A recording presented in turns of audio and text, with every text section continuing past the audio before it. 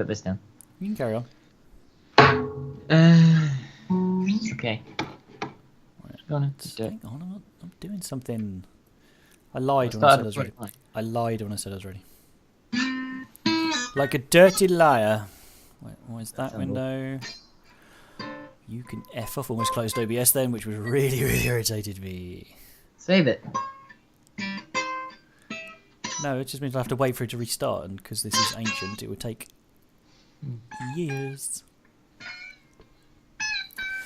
Okay, I think we are ready, yes? Just trying to select.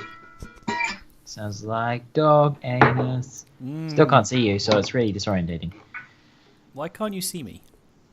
Because you're invisible. I'm not that pale. No, it's literally just your image. You don't need to see me. You kind of do. Well, it says you've got your camera off. But I don't. Because you can see Do me. I have mine off? Is that what that means?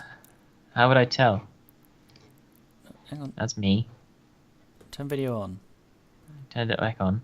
Okay, I keep turning it on and it turns it straight back off again. Hang on. Mine's back on. Schmettings. Why won't it let me turn my camera on? Just try unplugging it and plug it back in again. But I'm not using that one. Then switch it off and switch it on. That's what I'm going to do. Let me go there. Which camera? Integrated webcam. Yeah, this doesn't think the integrated webcam is working. Well, crap. But it is. I see it. It's on. The little light is on and everything. Right, let me plug the other one. Okay, I need to turn the heater off really quickly. Just sat here thinking how cold it is. Duh. There you go. Oh, it's because it tried to use the integrated webcam, but OBS is using the integrated webcam. So I've just plugged my other cam in. You should be able to see me now. What? Yes, I can. You lucky devil. But it looks like arse. Yeah, it does. That's because it's the shit one. And the mic you're using to talk to me is that mic too. But it... Fuck's sake. Just leave it. It's fine as long as it records the one through your headset. It doesn't matter. Hang on. Just hold fast.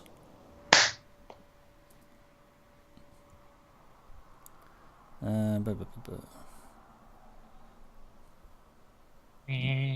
don't have a USB microphone. How can you be using a USB microphone? Technically, your headset's a USB microphone, isn't it? Nope.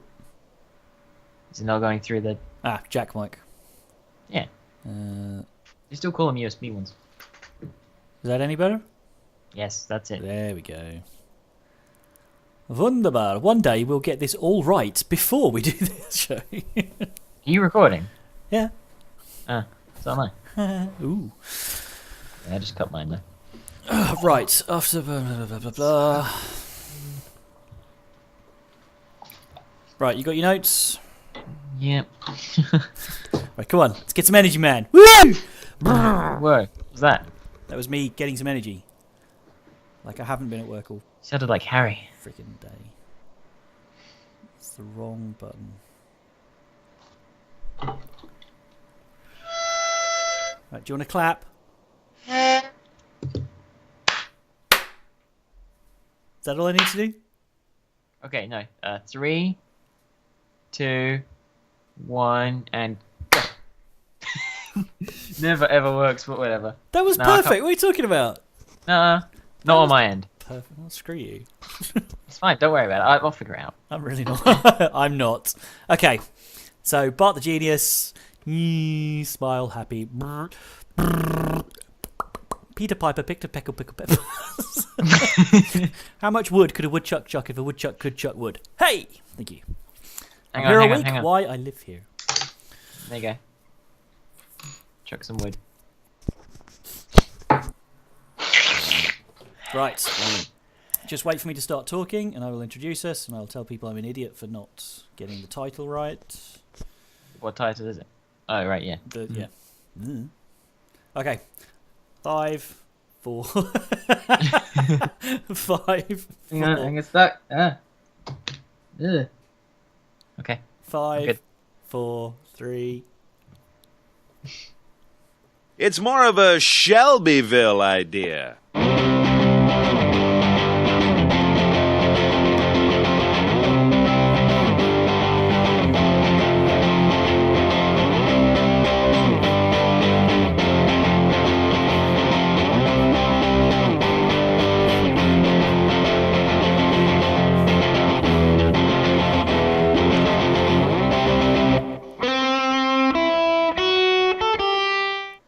Hello and welcome to It's More of a Shelbyville podcast, formerly called 742 Evergreen Terrace because I'm an idiot and I failed to check properly if that name was already gone. So it has. Yep. So we have changed name to the far superior, It's More of a Shelbyville podcast. More of a Shelbyville podcast. Yes. My name is Dobby.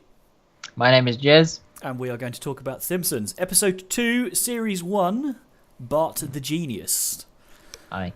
After Bart cheats on an aptitude test, he is placed in a school for gifted children. Short and sweet description this week. Yes. This first aired on the 14th of January 1990. I would have been 15. I would have been... -8. Yeah. I don't know why I was thinking I would have been 1 then. Directed by David Silverman, and I'm embarrassed to say that I made a big deal about him doing the movie last week, but yeah. David Silverman has directed an awful lot of The Simpsons. Right, yeah, not just the movie. No, he was involved since the very beginning, and he actually animated the original shorts on the Tracy Ullman show. Right. Him of the wibbly wobbly animation. Not Matt Groening. Matt Groening helped, but it's Matt Groening's idea. His idea, but he didn't. He's the ideas man, not the practical man. I'm sure he did some animation. Yeah, he does he does the cartoon work, the comic work. It's his original art. Written by John Vitti, who's best known for writing for The Simpsons. He's also written for a couple of animated shows, including King of the Hill. Kill of the Hill. That's a video. He served as the screenwriter or consultant on several animated or live-action movies, including Ice Age. Mm-hmm. He co-wrote the Simpson movies, and he wrote the screenplays for the incredibly terrible Alvin and the Chipmunks. And a guilty pleasure of mine, I really, really quite enjoy the movie, the Angry Birds movie. But I know some people didn't like it. Did you like it? I'd say yes. It's funny. It was enjoyable. It didn't deserve the hate that it got. Really it's an app and everything. But it's a stupid movie that makes you laugh. Yeah, the pigs are funny. Right, so getting into it, what's your one word for this episode? One word for Bart the Genius. Right. To describe it. This is always the hardest part. I know I had down in my notes that I did put well thought out, but I think I'm going to change my answer. Because that's 3 words. Yeah. I'm going to change it to fluffy. Fluffy? Yes. Why fluffy? Because it's like fluff. You're fluffy. It's like fluff. It's like there is a consistent idea, and there are some really, really good parts, but it is not. It's all fuzzy around the edges, if that makes sense. So less fluffy, more fuzzy. Yeah, but fluff is fuzzy around the edges. Fine. Fluff is a noun. Fuzz isn't. Wait, noun. They're both nouns. My one word. You're always better than these. It's just simple.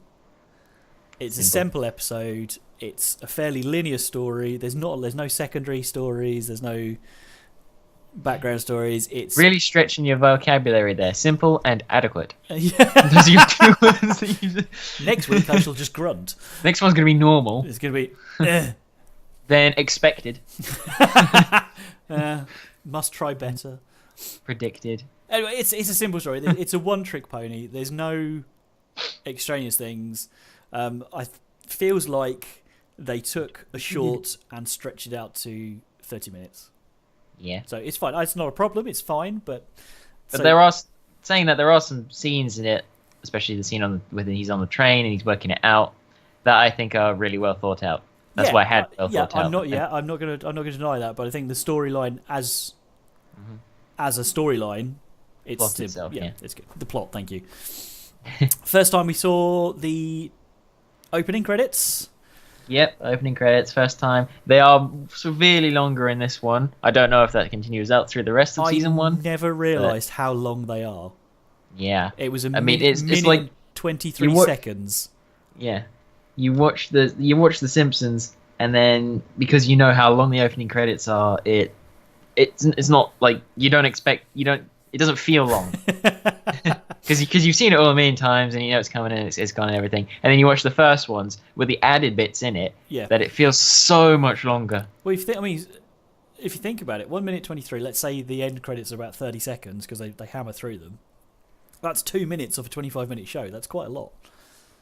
Mm-hmm. We had the first chalkboard gag, which was the the one you got to start with really is I will not waste chalk. ironic, nice, and a fairly basic couch gag. Yep, and because obviously the episode itself is about Bart, it was sort of foreshadowing Bart-centric, firing yes, Bart yeah. into the mix. Do you Firing Bart think away. they put that much thought into it, or they just thought it was funny? They put a little bit of that thought into it. You reckon? I thought they tried to make it funny, and they were thinking, well, one of them's going to explode, so they can't all fit on the couch because they're running in there. And you know, they must have thought like they draw the characters, and if they drew the characters on the couch, they wouldn't all fit on there. So like, well, you know, and then the episode's going to be about Bart, so let's get rid of Bart. Thing. Yeah. Yep. Sort of a happy accident. Right, so it's only the second episode. So who first appeared in this episode? It was their first ever appearance. Martin Prince. Prince, thank you. Yep. Who is a complete butthead. He's a lot harsher in this one than I feel in the other ones. He's very just desserts sort of.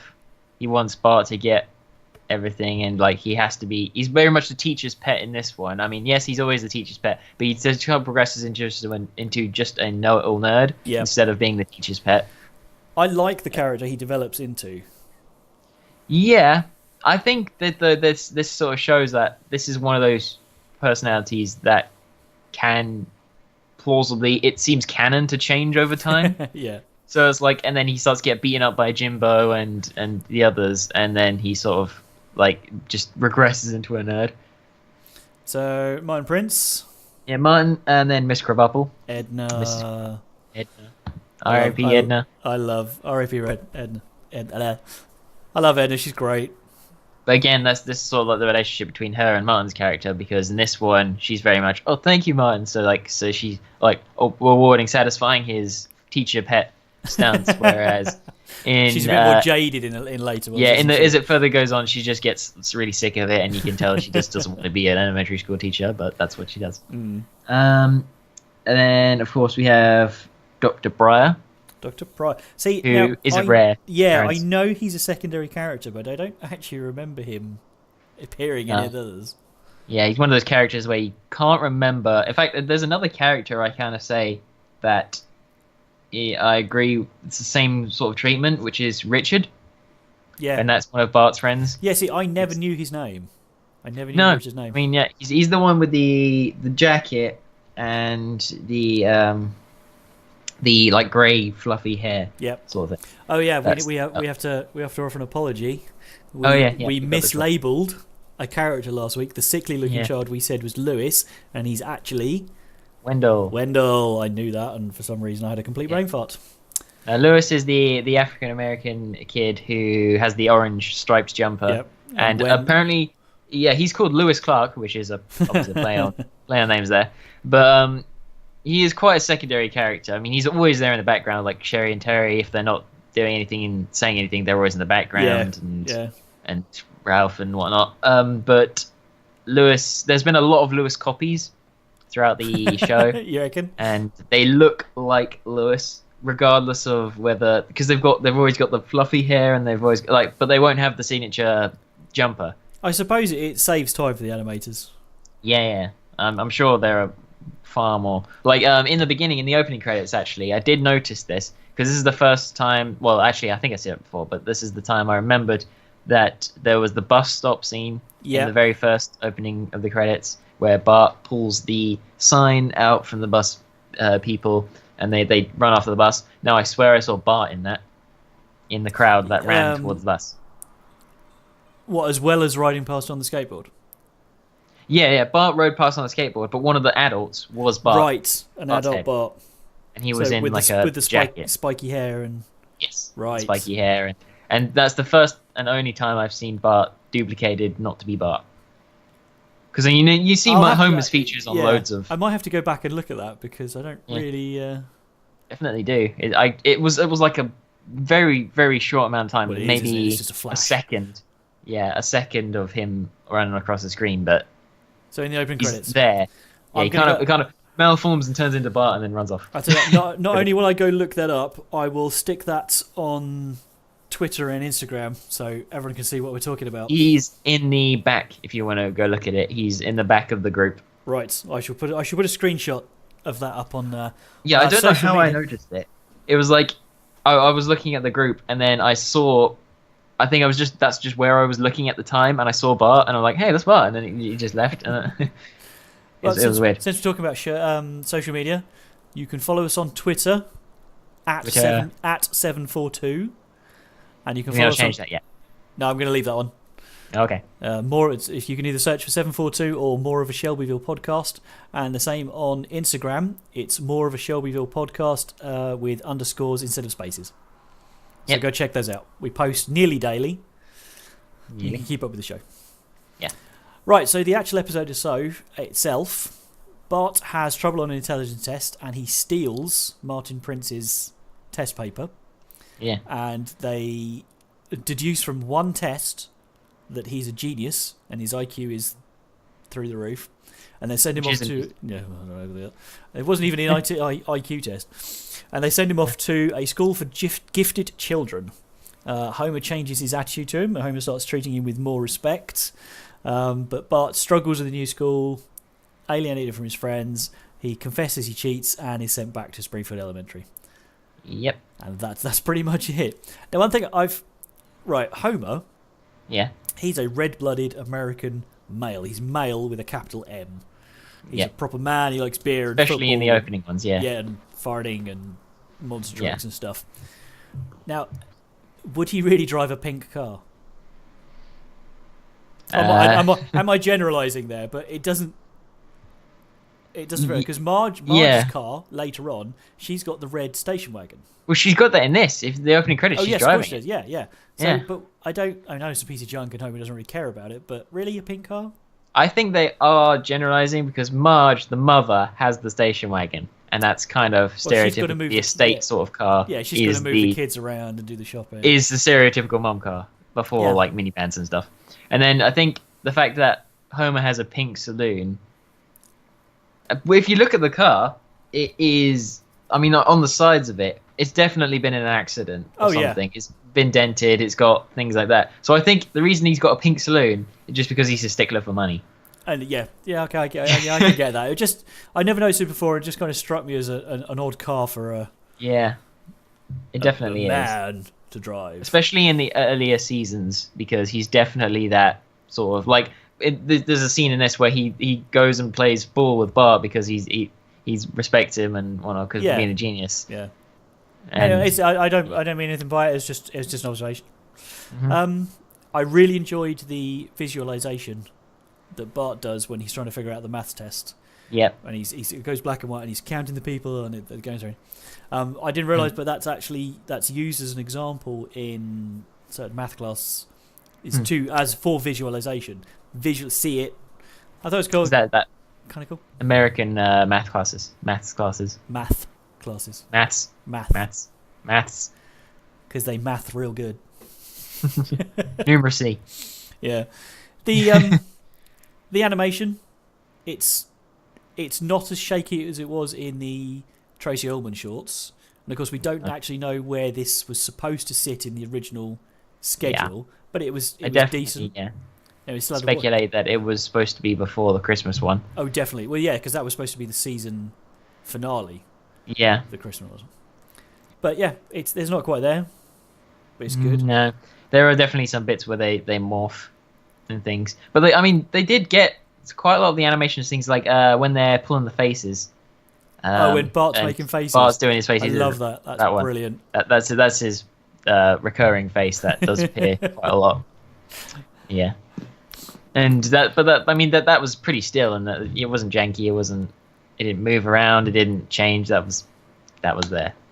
And that's the same thing they do for the rest of the series. Yeah, and I said it for my word that it feels like they're still getting used to having a longer 30-minute format, and they've kind of stretched a short out to fit it, because there is no secondary plot line.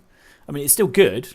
Don't get me wrong. I'm not knocking it for that, but that's why I called it simple. It's So like so if it was like a 5-minute Tracy Ullman show short, Bart would it would start with like Bart doing a test. It'd be a clip of him taking the test, and then shenanigans in the gifted school, and then him confessing and being chased like by Homer doing the tie thing, and then him doing. I don't think it would have explored the Homer liking Bart. That I suppose that's kind of an element of subplot, the fact that it just develops Homer's character as being definitely a bit of an asshole. As really only the second episode in the series, in the show, it is a nice introduction to Bart's character. Yeah. Although we discussed this prior, this is a character development for Bart is a bit odd. Like when he's in at the smart school, for use of better words, he's not cunning like Bart is. He's not smart. He doesn't bend things to get his way. I mean, he's going up against geniuses, but they wouldn't be able to play real Bart like that. That's actually... I'll do it now, but we were going to talk about my least favourite moment, my disliked moment of the episode is when Bart is trading away his lunch and he's being tricked into... Because he's not stupid, and he's more canny and fly than that. I don't think he wouldn't... Maybe once he would let them get away with it, but I don't think he would do... It didn't fit his character at all. He would have either tricked them or just, wedgied them or something. Or if he'd done it the first time, he would have gone back with a sly and then ended up winning his lunch anyway, being the geniuses. Because, I mean, it seems like definitely, I think this is one of the the very subtle plot lines is that the show's creators know that in this one, Bart is not a genius. Bart is not smart. He's not anything. He's literally just a troublemaker. Yeah. As the show progresses, he's actually quite intelligent. Yeah. He just uses it for the wrong ends. He's like a supervillain. He uses it for evil. Yeah, I mean, he just uses it for like gain and fun. That's that is Bart's character. He is smart. He just doesn't use it for, intelligent things. So, anything else about the plots that particularly stood out for you? I don't think so. I mean, not really. No. So, what was your favourite moment? Favourite moment, favourite joke? Favourite moment was probably the whole scene with the train working out. That was the visualization, like the whole metaphors, the fact that Martin is the one like shoveling the numbers, and then it's numbers, and then it gets faster, and then there's like trains crashing, and it's like it's all vivid imagery, but it works exactly perfectly for what he's doing. It's all intended. Not very long, is it, either? It's only like 10-15 seconds of...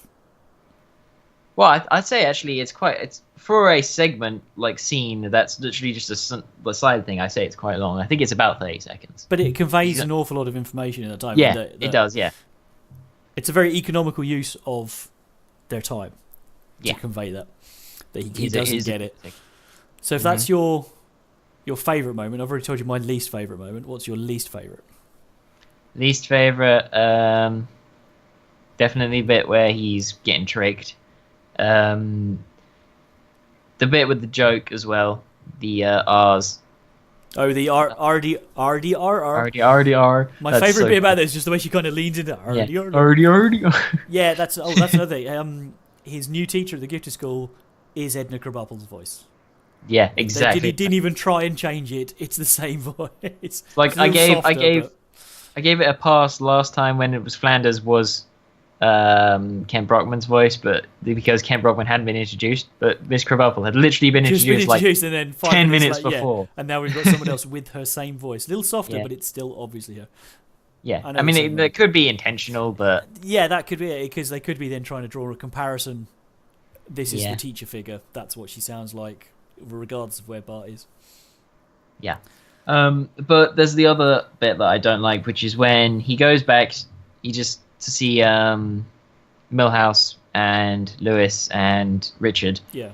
They're playing, and Milhouse just turns around and says, like, Poindexter or whatever. What does he say? He says, like, nerd. Get lost, Poindexter, or something like that. Yeah. Yes, yeah, I know what you mean, because it's a quick turnaround, because he's suddenly not one of them. And I kind of get where they're going with it, but Really? Would they have turned on him that quickly? Yeah, and that's completely. I mean, a lot of other characters haven't been developed yet, and I understand that, but this is completely in a different direction from Milhouse's character, who is the slave of Bart, basically. Yeah, but are we three possibly seasons?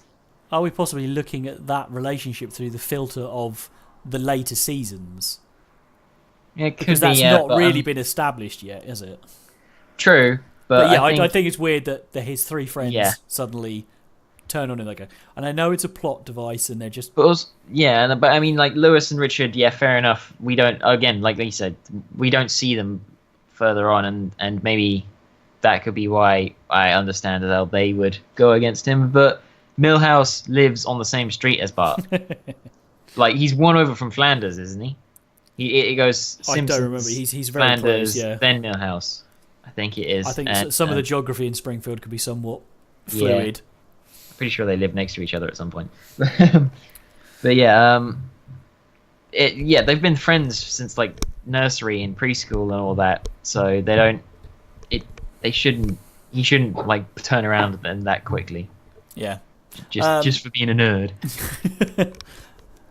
Well, my favourite part of the entire thing was I couldn't make my mind up. It was either when Homer drops Bart off at the gifted school and I look through the window and like, oh man, ties. And Homer goes to take his own tie off and he goes, here boy, let me show you how to do it. And he just unclips it and just goes, there you go, just clip that on there and just, there you go. It made me laugh because my dad did something very similar to me in primary school. Except I had a long piece of elastic. I couldn't figure it out. So he goes, oh, let me show you how to do that. And then he shows up and he's got this piece of elastic. Just drops around. Snap, there you go. I can put on a tie. Yep. So it's either that moment or when they're talking about breakfast before Bart goes to the gifted school. Mm-hmm. And Marge is all like, oh, perhaps you need a more nutritious breakfast. And Homer's like, no, he's got this genius by eating the crusty flaky-O's or whatever it is. Perhaps it's one of the chemicals on the box. And he starts reading. It's like the fact that he could. Lisa, you eat more. Yeah, that's it. He tries to force it on Lisa. We were going to keep track of stranglings, of which there were none. Not one. No, and doll. Yeah, I don't think there was a doll either. Wasn't one of them either. So this is maybe these things. Maybe there's one or two in the first series, but maybe they don't really start to gain traction until the second and third series. I think. Well, we'll just have to look. Because they are still a bit. I mean, the stranglings definitely are a bit off-putting. They're funny though. They are funny, yeah. But it's not until they didn't know how the audience would react, or they hadn't thought of it. Maybe. Well, we'll have to keep Strangle Watch going. Yeah. I know. So counting the dolls in some of the episodes is going to be a real challenge. There's hundreds. This episode on Strangle Watch. Little strangle can. Right, trivia. Only three pieces of trivia today.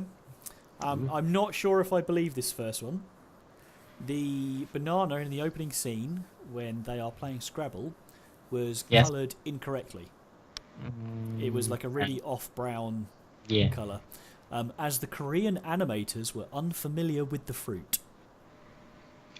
But again, this was made in the 90s. I don't care. I don't buy it. They would have known what a banana looks like. Well, I mean, like if it was North Korea, then not. South Korea. I could believe that, but no, South Korea is a developed country. Maybe. I think it was just either a straight cock up or someone just missed it. Yeah. Dr. Pryor compares Bart's proposed work when Bart says, I want to go back to my old school, I'm going to infiltrate them and I'm going to study them. He compares it to Jane Goodall's study of chimpanzees. Now, Goodall was really pleased about being mentioned in an episode of The Simpsons and wrote in saying so.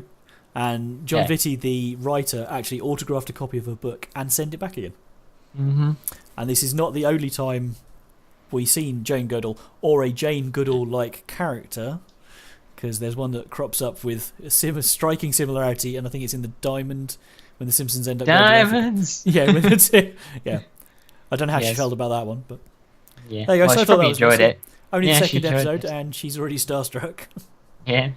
So I mean, she obviously a fan of the Tracy Ullman shorts as well, then probably. Yes. Yeah, well, Tracy Ullman's a legend. This was John Vitti's first script he ever wrote for a 30-minute television programme. So he'd only ever written shorts and this was his big break because he's written for The Simpsons an awful lot over the years. I mean, they obviously liked it. Well, absolutely, yeah. More than we did, probably, but you know, it worked.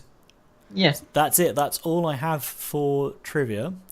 So no Gwen Stefani. No Eric Stefani this time. No celebrities of any sort involved with this one. No. So who is your MVP for the week? Who is your favourite character? Oh, this is a tough one, but I think it would have to be Martin. Martin, I'm good. Yeah. I'm good. Well, it's unanimous then. Yeah. Excuse me, because he is definitely my favourite. I like Martin in the late series. I like the character. He makes me laugh in this one and being such a goody goodle. Yeah. And the face scene is great.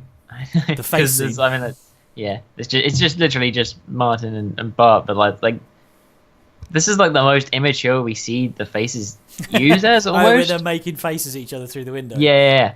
No, I mean it's like because. Bart makes faces at Lisa and everything a little time, but it's never reciprocated. Right. This is the only time I think it maybe Milhouse once or something, or Homer. Oh, and there is the scene when they're in the opera house. I remember now, which I do like. Oh yeah, that's a great. How did I forget that? That's a great. Yeah, I forgot the opera house bit where they're making like fart noises and everything, and like Homer's doing like the armpit farts, and that's great because I could totally see that happening. Yeah, that was a good bit. Marge is all this in trying to see us. We're getting all cultured because he's intelligent now. How that correlates, but yeah, even Lisa also made Lisa seem younger. Well, she is supposed to be 8. She is 8, yeah, but I mean, 10. Further along again, she wouldn't find that funny, but I think that's like progression. So that's all like the characters all grow up without growing up. They get older and they get older. I suppose even it'll be one of those things that even if Lisa does find funny, she'll disapprove and then have a little giggle. Yeah. So that was Bart the Genius. If you had to give it a score, what would you score it? Well, I don't think it should score as high as the Christmas one because the Christmas one was better. I'll give it a 4. A 4 out of 3. 4,000 out of 1,000. 4,000 out of 1,000. No, 4,536. That's my answer. Yeah. Out of 1,000. Yeah. Oh no, 10,000. It's been a long day. Well, I'm going to go middle of the road again because it was a simple plot. It was fun. I think I probably enjoyed this one more than last week's. Yeah, I see. I definitely have some memories with the Christmas one, so I definitely enjoyed Well, that I one score this one 4 out of 7 lab hamsters. Lab hamsters. Yep. That's the score. Wait, what was up with the lab hamsters? What did she say? Don't get attached to them because they're be dissected next week. Yeah, that's pretty good. So there we have it. That was season 1, episode 2, Bart the Genius. Yep. Thank you for joining us. Please, go check us out on social media. We are on Instagram, on Twitter. You can have a look at our website if you haven't seen it already. It is just shelbyvillepodcast.wordpress.com. If you want to email us and let us know, there's a contact form on the website, or you can email us direct at shelbyvillepodcast@gmail.com. And we will see you next week for season 1, episode 3. The name of which I have completely forgotten. You'll have to find out what it is next week. Don't forget, on Wednesday, our live behind-the-scenes video will be posted on YouTube, so check that out as well. Yes. I've been Dobby. I've been Jez. Thank you, Jez. We will see you next week. Bye-bye. Bye. Take care. Bye. You stop recording. It's more of a Shelbyville idea.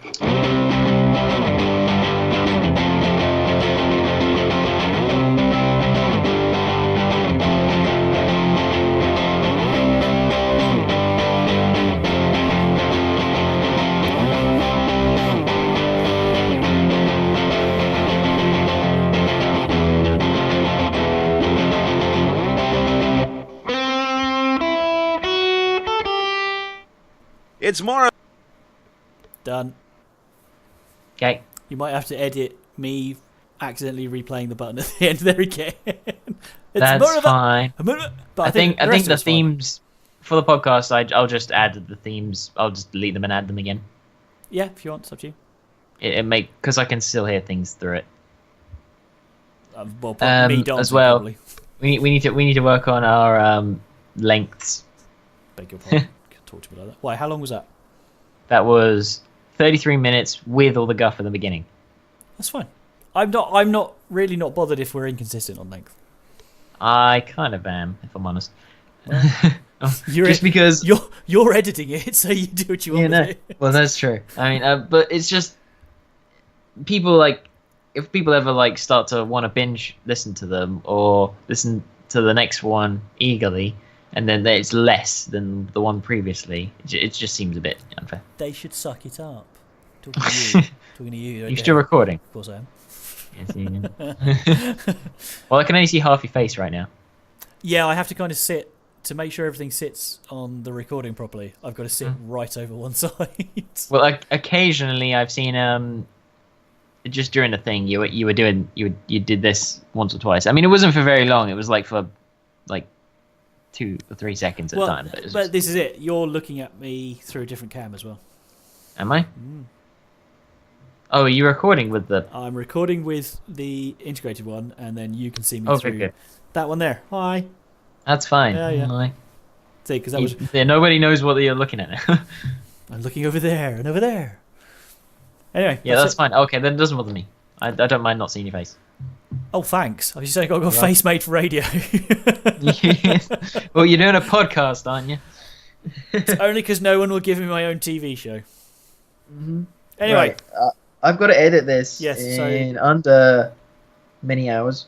So F off. We need to find out what we're doing for dinner. Right. I'm leaving. Say goodbye. Bye, video. Bye. Bye. No, I'm